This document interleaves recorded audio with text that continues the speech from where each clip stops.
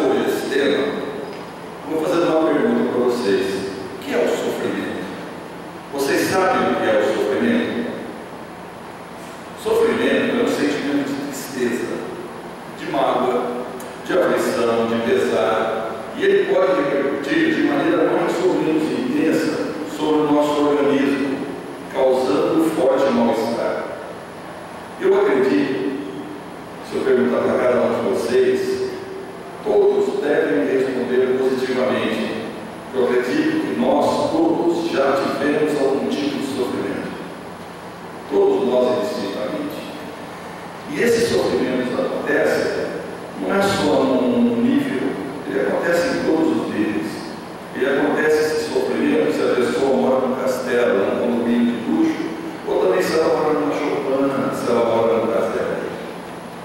E além do sofrimento tem a dor.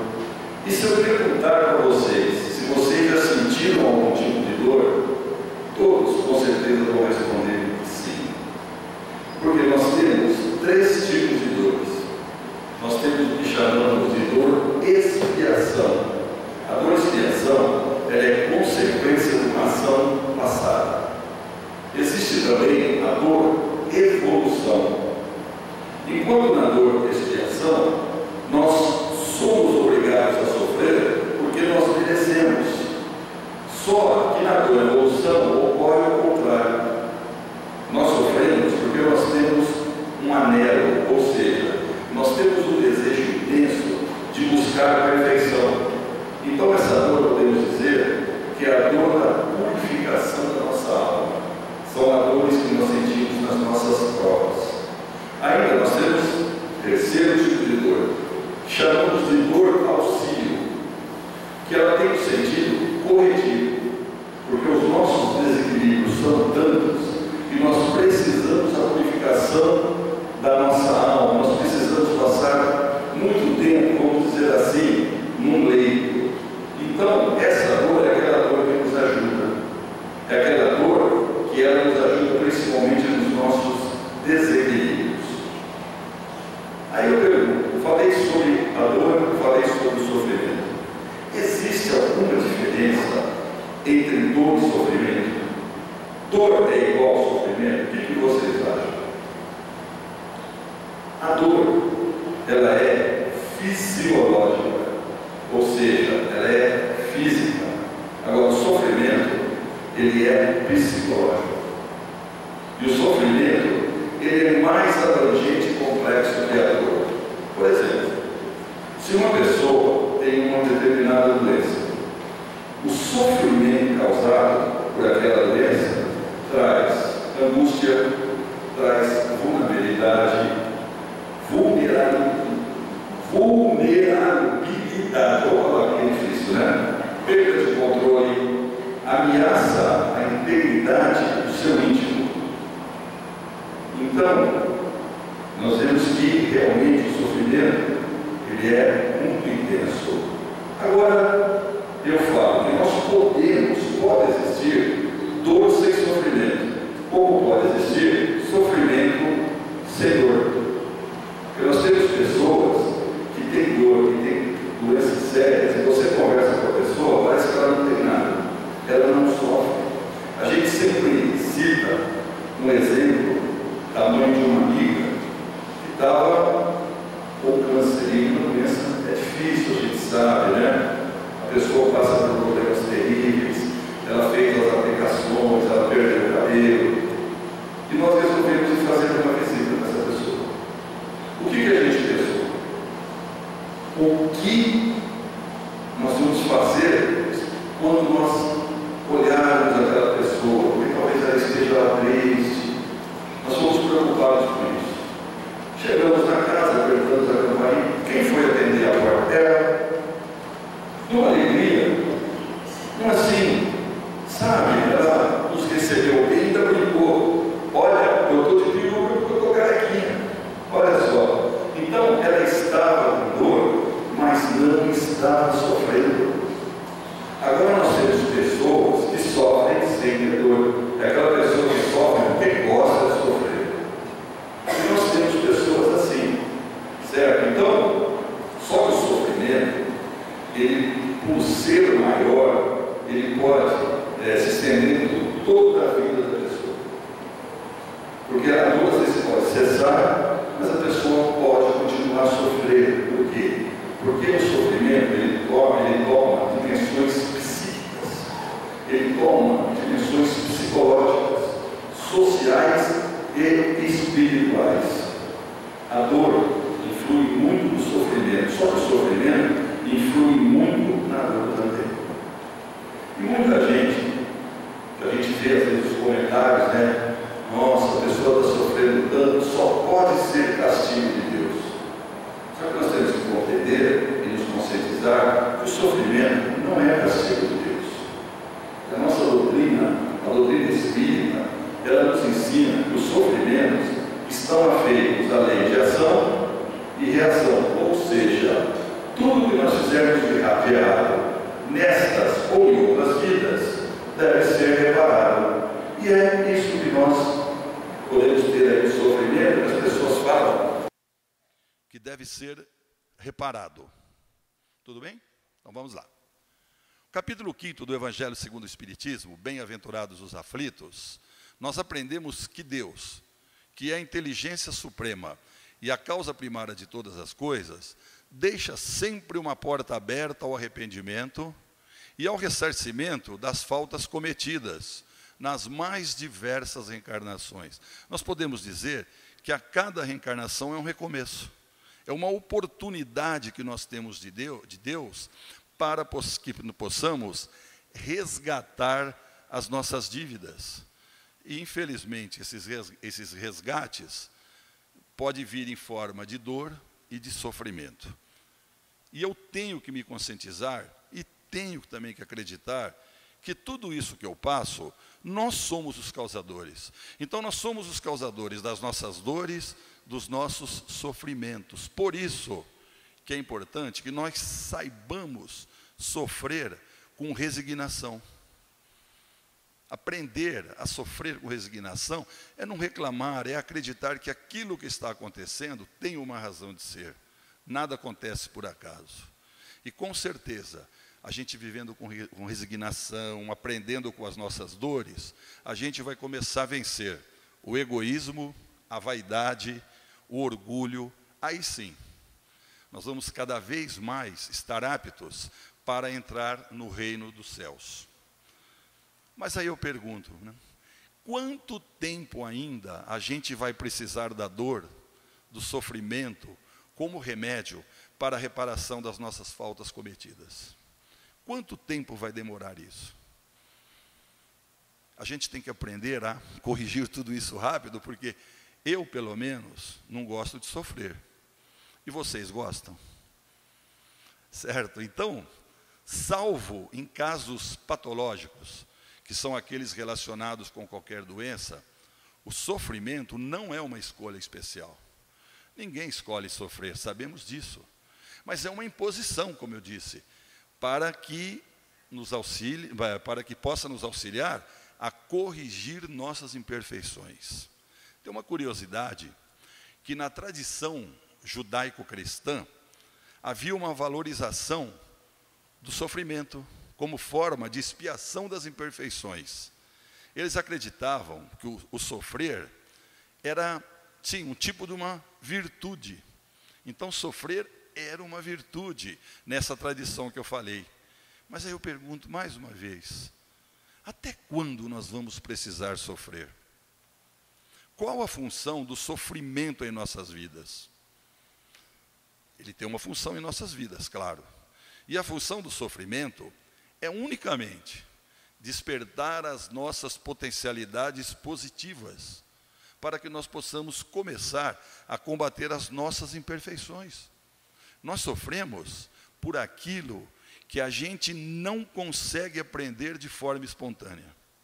E é difícil a gente aprender as coisas de forma espontânea, né? Infelizmente, a gente só aprende a hora que a dor bate lá na porta, né? Aí todo mundo fica bonzinho.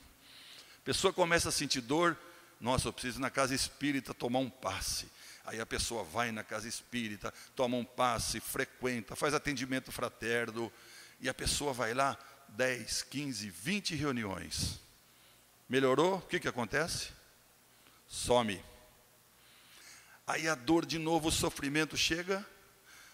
Nós ouvimos uma palestra uma vez, há muitos anos, em Araraquara, que diz que as pessoas, elas vão na casa espírita com a fidelidade dos que sofrem. Passou a dor, cada um para sua casa, né? Mas é assim mesmo. Então, a função do sofrimento é esse: despertar coisas positivas em nós, para que nós possamos, de certa forma, eliminar as nossas imperfeições. Por exemplo, quando estou diante de uma situação na vida, é comum a gente dizer, né? Ah, isso sempre acontece comigo. Acontece uma coisa, nossa, isso sempre acontece comigo. Nós temos que ficar atentos quando começa a acontecer isso em nossas vidas, e a gente começa a falar muito disso. Sempre acontece comigo. Nós temos que ficar atentos, porque certamente nós podemos estar diante de uma prova, ou seja, de uma situação que já deveria ter ensinado para nós o caminho a seguir, ou a solução diferente, só que nós ainda não estamos enxergando isso. No momento que nós pararmos de dar a mesma resposta para velhos problemas, vamos ficar tranquilos, esses problemas começarão a deixar as nossas vidas.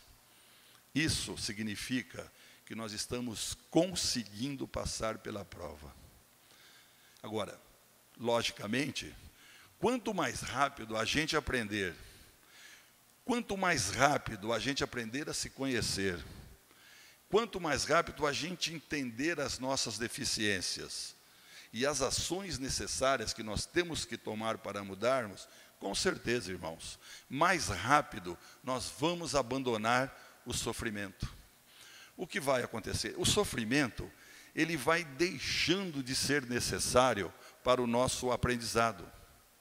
E à medida que a gente amadurecer e compreender como corrigir a nós mesmos, nós vamos ver que nós vamos ter a oportunidade de viver sem a necessidade de sofrer. Isso é fácil? Não.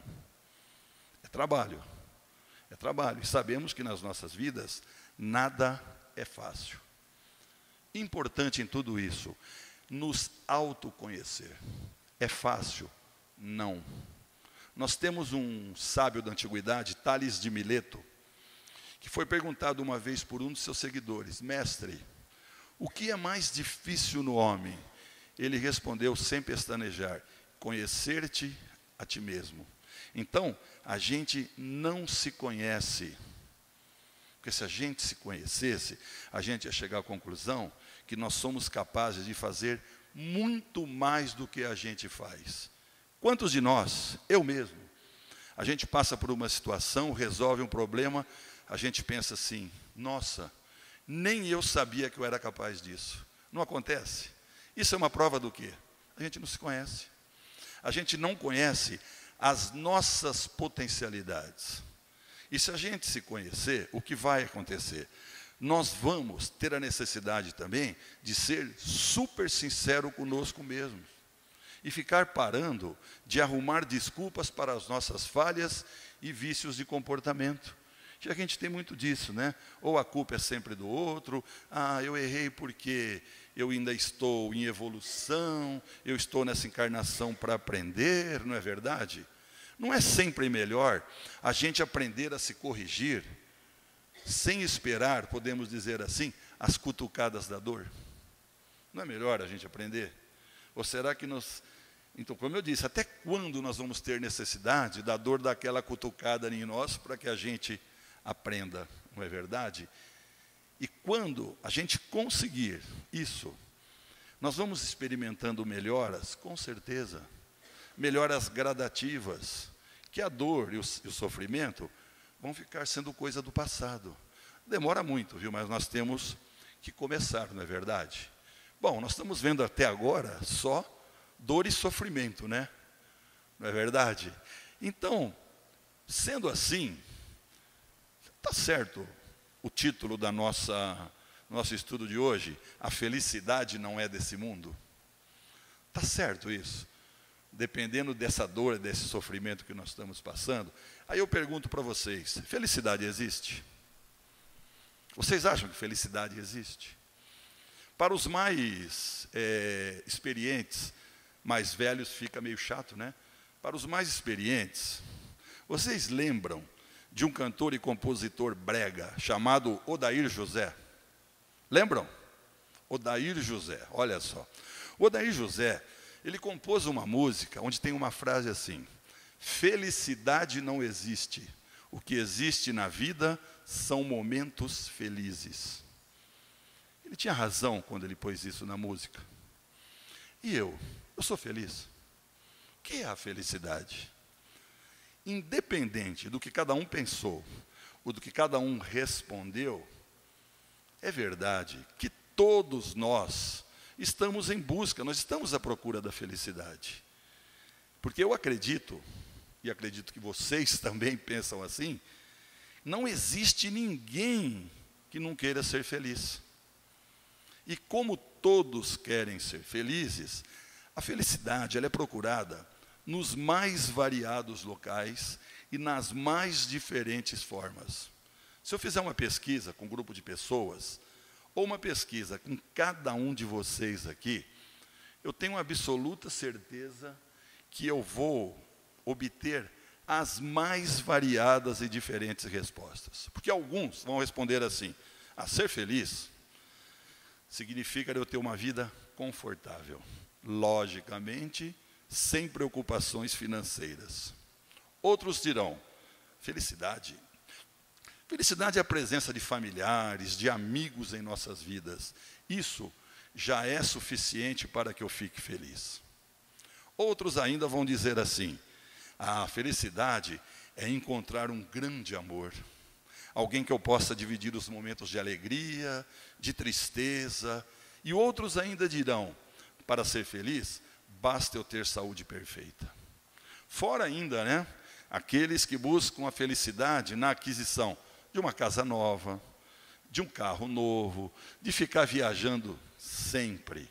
Então, pelo que nós vimos, né, ainda poderíamos ficar aqui enumerando outras tantas respostas, sem termos condições de afirmar qual é a mais correta, qual é a mais errada.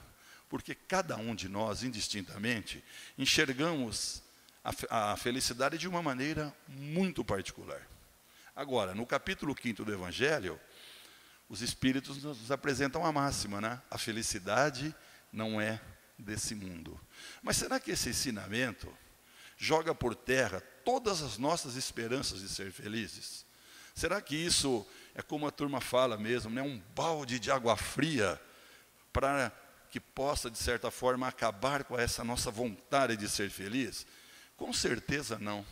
O propósito da sentença não é esse, acabar com a esperança das pessoas. Essa verdade que nos traz o Evangelho mostra a grande diferença entre o que é buscar a felicidade e ser feliz de verdade. Muitos acreditam que encontrarão a felicidade nas ilusões que o dinheiro e posses materiais podem oferecer. Tem pessoas que passam a vida toda trabalhando para conquistar posse financeira, sem perceber que se tornam verdadeiros escravos disso. E nós temos pessoas assim. O que vai acontecer com essas pessoas quando, de repente, elas acordam desse sonho, que ser feliz é trabalhar a vida inteira para angariar posses financeiras? Quando elas acordarem do sonho, podem ser tarde demais. Por exemplo, os filhos já deixaram de ser crianças e ela não participou, de certa forma, de brincar com os filhos, de passear com seus filhos. Os pais dessa pessoa, muitos parentes próximos, já podem ter partido para a espiritualidade e ela não teve a oportunidade de conviver com essas pessoas. Geralmente a pessoa assim, ela não tem tempo de arrumar amigos. Então ela não possui amigos. Então ele começa a perceber que todo aquele dinheiro que ela possui e todas as propriedades adquiridas não são suficientes para lhe trazer essa tão sonhada felicidade, que as pessoas acreditam que o dinheiro traz. Muito pelo contrário, ela pode trazer infelicidade. Quantas brigas em famílias que terminam em morte por causa de dinheiro, por causa de partilha de bens, por causa de um monte de coisas.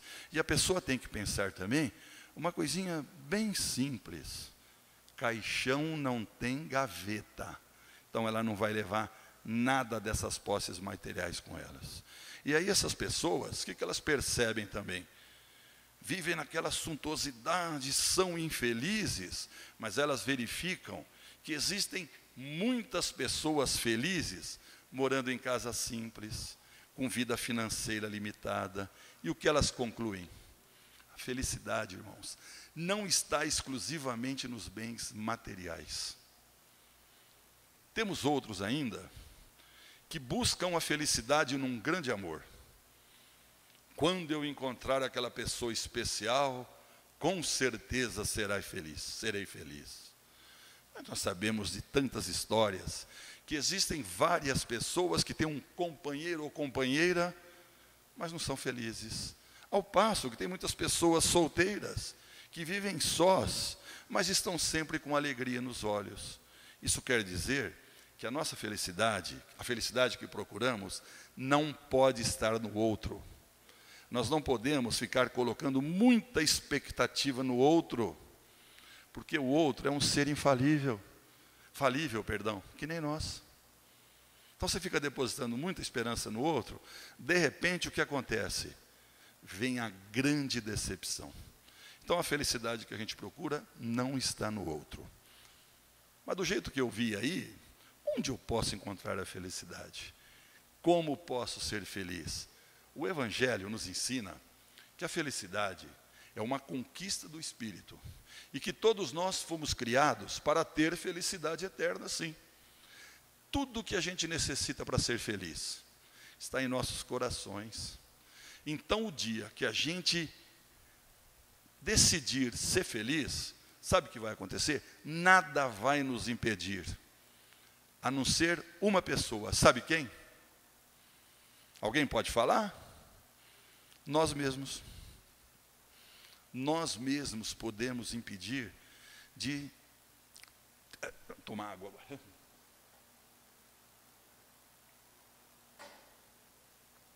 Grande desafio da criatura humana é a própria criatura humana. Nosso grande desafio, nós mesmos. Então a gente nunca pode deixar para amanhã o que a gente tem que começar hoje mesmo. Ou seja, brincar, sorrir, valorizar as coisas simples, não guardar mágoas, isso é importantíssimo.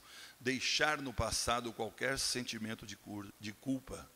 Vamos ser otimistas, vamos vibrar com as nossas conquistas, vamos valorizar o presente e planejar o nosso futuro. Vamos nos organizar, reservar um tempo para nós mesmos, um tempo para as nossas famílias. Vamos nos dedicar um tempo de nossas vidas ao trabalho voluntário, às obras sociais. E sempre vamos nos lembrar, não existe um caminho para a felicidade. A felicidade é o caminho. Ao ficar imaginando que a felicidade é uma meta a ser alcançada, a gente esquece que, na verdade, ela é o caminho a se traçar. É a trilha que se deve percorrer, é a história que nós temos que construir. Quando nós ficamos muito assim, imaginando que a felicidade chegará um dia, nós não podemos nos perder. Ficar com essas imaginações, ficar à espera de um milagre, à espera que essa felicidade chegue assim para nós, como por encanto. Porque se isso acontecer, a gente não percebe que ela está a todo momento próximo de nós. Nós não percebemos que ela chega próximo de nós a todo momento. Por exemplo, não será felicidade poder observar um lindo pôr do sol? Enquanto existem muitos que gostariam de ver essa maravilha e não podem. Poder escutar as primeiras palavras de um filho, uma declaração de amor de quem nós queremos bem, ou ainda, canto dos pássaros, a música suave. Enquanto existe tantos que nada escutam e nem ouvem ou percebem coisa alguma, E ainda, não seria felicidade poder pensar, criar, sonhar, ser conduzidos pela nossa imaginação, guiados pela nossa mente, enquanto tantos permanecem carcereiros de si mesmos, em todas as suas distonias mentais, nos desequilíbrios emocionais? Poder ainda correr, enquanto muitos não podem se locomover. Hoje, eu estava pela manhã lendo uma revista Revide, né? Eu gosto de ver as novidades de Ribeirão Preto. E lá na página de esportes, tinha uma frase. Vocês já ouviram falar do Zinedine Zidane? Zinedine Zidane, jogador francês, da seleção francesa, um dos melhores jogadores do mundo. Hoje ele é técnico do Real Madrid, né? A frase que tinha dele lá: uma vez chorei porque não tinha sapatos.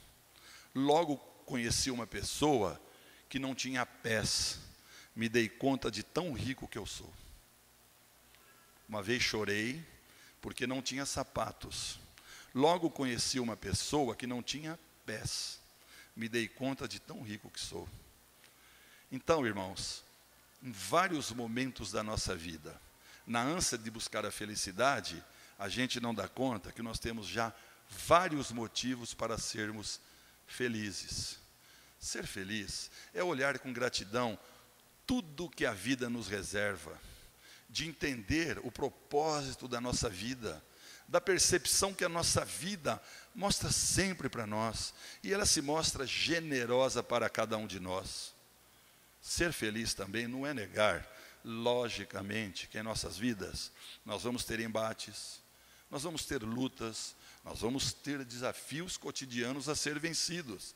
Afinal, esses são os componentes do nosso viver, esses são os componentes do nosso dia a dia.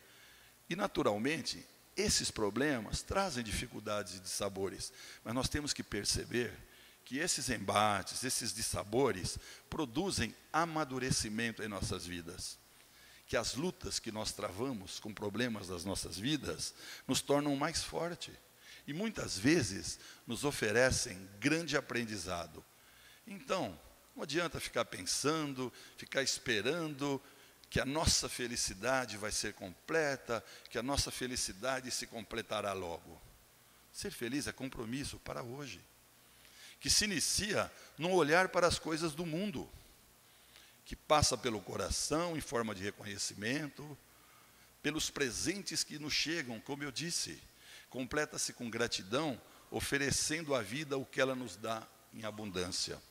Nós temos uma privilegiada cabeça brasileira, que ao analisar a questão da felicidade, ele separou a felicidade em dois tempos. A felicidade em tempo vertical e a felicidade em tempo horizontal. No tempo vertical, a pessoa está feliz. São aqueles momentos vibrantes, são aqueles momentos especiais, mas passageiros. Assim, pode-se estar atravessando um problema, pode-se estar atravessando por dores e por sofrimentos, só que tem uma coisa: a pessoa fica feliz por alguns momentos. Por exemplo, o nascimento de um filho, a conquista de um campeonato pelo time do coração, ganhar uma promoção, receber um aumento de salário, a visita de um familiar querido. Então, dá aquele pico de felicidade. Essa é a felicidade em tempo vertical. A felicidade em tempo horizontal é aquela que a pessoa é feliz, ela não está feliz, ela é feliz. Esse estado é prolongado, sempre recriado e alimentado. É quando a pessoa, ela já adquiriu uma sabedoria de viver no nosso dia a dia. Por exemplo, a gente sabe, como eu disse, temos problema em nossas vidas, mas nós temos pessoas que, apesar dos problemas que enfrentam, continuam a ser felizes. Por quê? Elas têm a sabedoria de descomplicar as questões. Ela consegue acolher os limites e ela consegue compreender e superar as dificuldades. E a gente conhece muitas pessoas assim. E a gente precisa ter um pouquinho de cuidado, que nós também conhecemos pessoas e nós mesmos, quando tem esse pico de felicidade, a gente às vezes extravasa de formas erradas. Então nós temos que ter cuidado nessa felicidade em tempo vertical. Porque às vezes a pessoa fica tão feliz que ela se perde, e de uma felicidade se torna infelicidade. Agora, nós temos o livre-arbítrio, não é verdade? E pelo nosso livre-arbítrio, nós podemos escolher a nossa felicidade. Eu escolho se eu quero minha felicidade em tempo vertical ou em tempo horizontal. Eu posso escolher ter essa felicidade em uma grande dose, em um determinado momento, e estarmos felizes só naquele momento. Ou senti-la, podemos dizer assim, em doses homeopáticas, a cada dia, e sermos felizes também. Desejo estar feliz ou ser feliz? Opção de cada um. Nós temos um livro, Seja Feliz, de Joana de Ângeles, pela psicografia de Divaldo Pereira Franco, onde a autora, a Joana de Ângeles, ela nos mostra 5 itens que ela recomenda para elevar o nosso pensamento, para que possamos melhorar o nosso panorama espiritual, portanto, melhorando a nossa condição de viver, e que nos ajuda muito a buscar essa felicidade, nos ajuda, de certa forma, a sermos felizes. Primeiro, a vida é bela. Se nós observarmos a natureza, as paisagens que essa natureza nos proporciona, são sempre maravilhosas. São sempre maravilhosas. Mas só se nós estamos no momento triste, no momento de melancolia, depressivos, a paisagem linda pode se tornar feia. Às vezes você está com uma pessoa e fala, olha que coisa bonita. Ah, nada, isso é feio.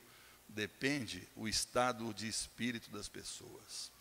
Se nós estamos felizes, de bem com a vida, a gente vê um poço de lama e começa a pensar na oportunidade de transformar esse poço de lama em águas cristalinas. Se a pessoa não estiver bem, aquilo vai ser um poço de lama para sempre. As paisagens que aparecem para nós, elas são sempre as mesmas. O que muda é a disposição de observar.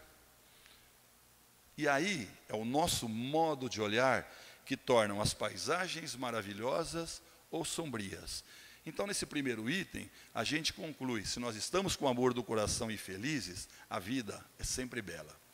Outro item, que a Joana nos põe nessa lição é, eu nasci para amar. Todos nós, indistintamente, nascemos para amar.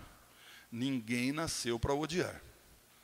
Agora, nós temos um pequeno defeito, A gente ama só se for amado. E não é verdade? Eu vou amar só se me amar. Eu vou gostar só se gostar de mim. E a gente pensa assim. E a gente ama só se tem uma resposta positiva por parte da outra pessoa. Só que nós temos que entender que, principalmente no amor, ou em tudo, nós nunca devemos fazer nada esperando o retorno. Quando a gente ama verdadeiramente, a vida nos retribui, pois amar é uma forma de ser feliz. Só que o amor que nós estamos falando é aquele amor verdadeiro. Não é a paixão é uma coisa, o amor é outro. Principalmente o amor ao nosso próximo. O terceiro item é eu vivo para servir. Os rotarianos têm um lema extraordinário. Aquele que não vive para servir, não serve para viver. Então, só aprendemos verdadeiramente a viver quando nos tornamos úteis, pois aí a vida terá um significado. Está repleto de pessoas por aí com aquela conversa. Eu estou aqui encostado, eu sou uma pessoa inútil. Quer se tornar útil? Cantinho do Céu, Hospital Francisco de Assis, Casa do Vovô. Está precisando de voluntários, gente, de monte, viu? Então, aquela pessoa que se sente inútil, vai lá, que vai começar a se sentir útil e se sentir, eu vivo para servir, eu sou feliz. Quarto item, o mal que me fazem não me faz mal. O mal que me faz mal é o mal que eu faço, porque ele me torna mal. Felizmente, no nosso patamar de evolução, a gente ainda valoriza mais o mal do que o bem. Por isso que nós vivemos incutindo em nós o tal de negativismo.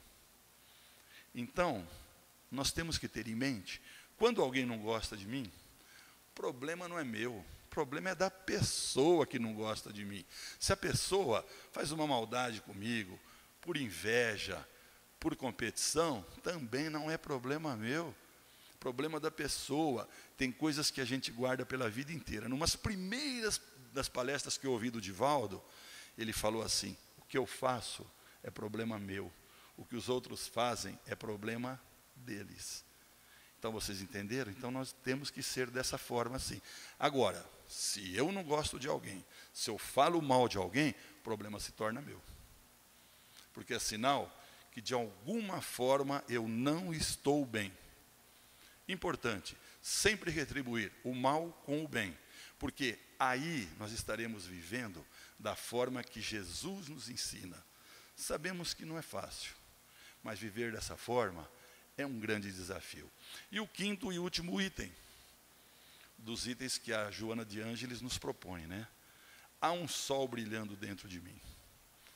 Normalmente, o sol que brilha fora de nós, dependendo que a posição que a gente está, o que acontece? Ele projeta uma sombra, né? Então, num determinado local, fica nas sombras. Agora, quando eu consigo incorporar o amor em meu coração, o amor em minha vida, vai existir um sol dentro de mim que brilha. E o que vai acontecer? Aí não vamos ter sombras, porque haverá luz em todas as direções. Então, irmão, nós podemos dizer que a vida é bela, pois eu nasci para amar. E se eu nasci para amar, eu tenho que fazer alguma coisa para ajudar que o mundo se torne digno de ser amado. Se eu nasci para servir, eu estou aqui com um objetivo superior. O mal que me fazem não me faz mal.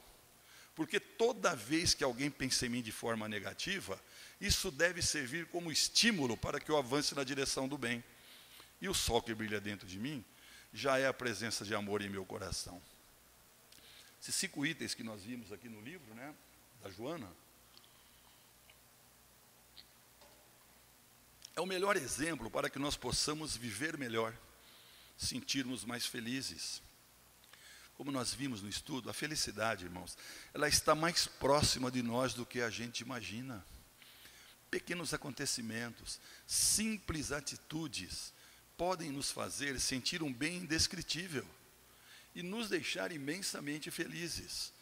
Quando nós conseguimos entender que talvez a nossa tão almejada felicidade esteja na soma dessas pequeninas coisas, a gente vai começar a mudar a nossa forma de pensar, o nosso conceito acerca da mesma. Não podemos ficar a vida inteira esperando momentos espetaculares, por amores inimagináveis, grandes acontecimentos. Pois agindo dessa forma, a gente esquece de nos alegrar com aquelas pequenas coisas que eu falei, do pôr do sol, do querer ouvir, certo? E o que pode ser isso? A felicidade em doses homeopáticas. Vamos começar a somar em nossas vidas essas pequenas alegrias que acontecem a todo instante. Pode pensar assim, mas vai ser uma sominha muito modesta, vai ser uma soma pequena. Mas é melhor ser minimamente feliz várias vezes ao dia do que viver eternamente em compasso de espera. A nossa felicidade é possível. Vamos crer nessa realidade. Vamos trabalhar para que possamos consegui-la. Como eu disse, ninguém pode ficar em casa sentando na cadeira, esperando essa felicidade vir lá bater a porta.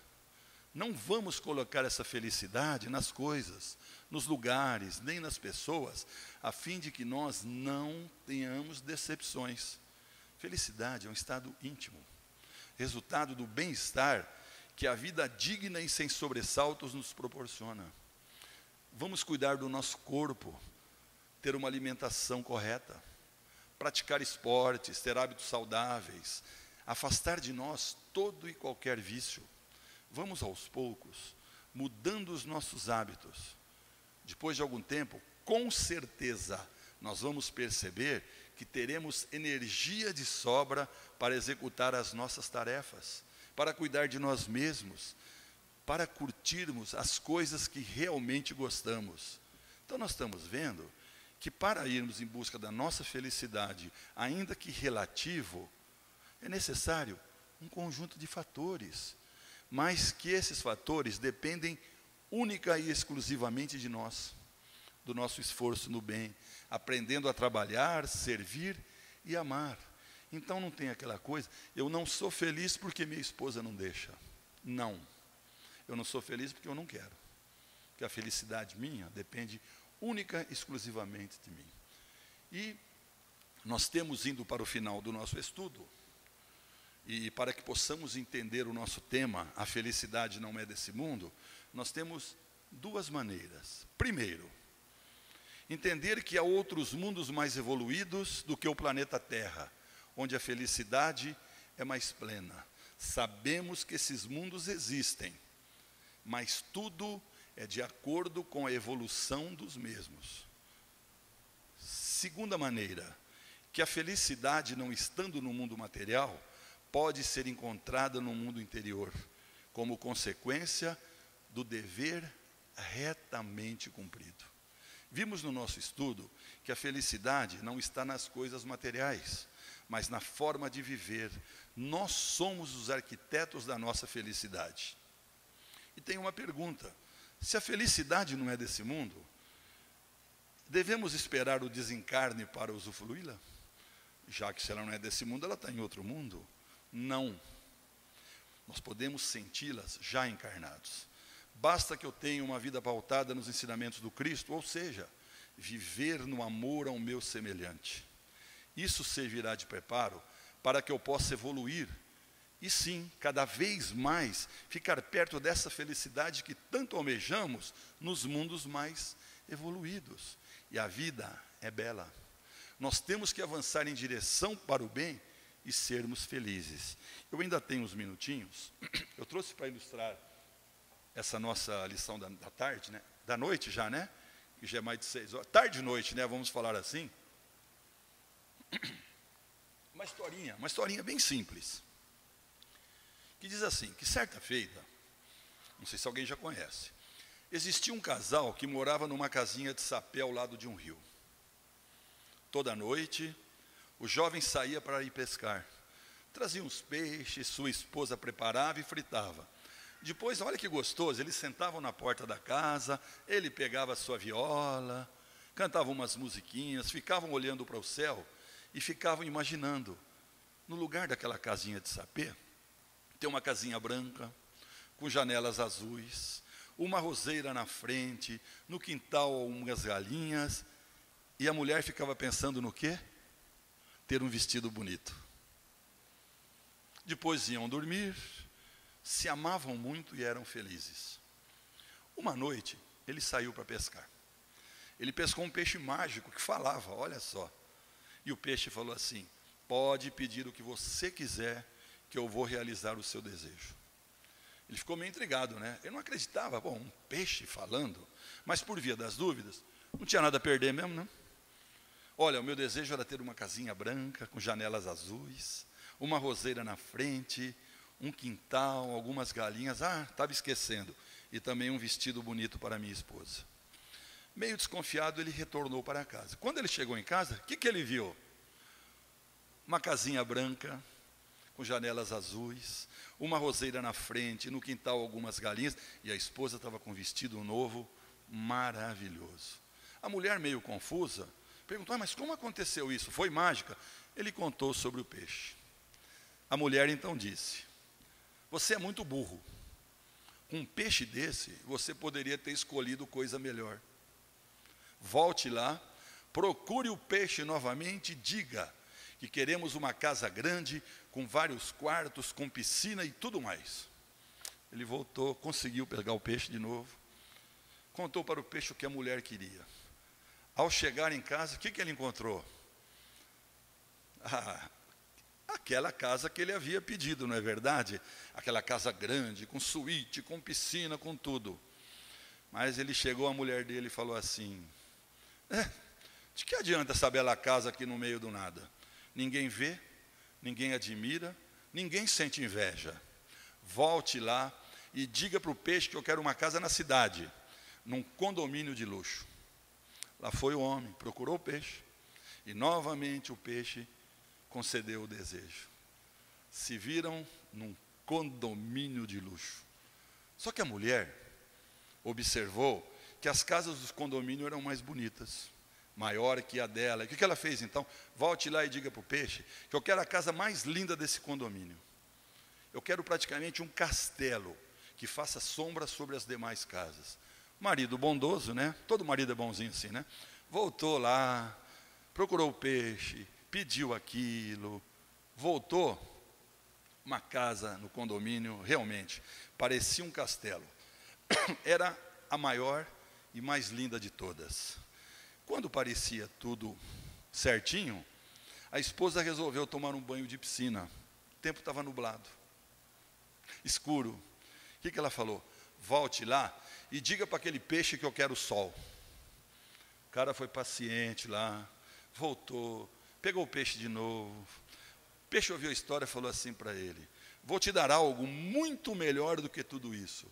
Vou te dar a felicidade. Você quer? Quero.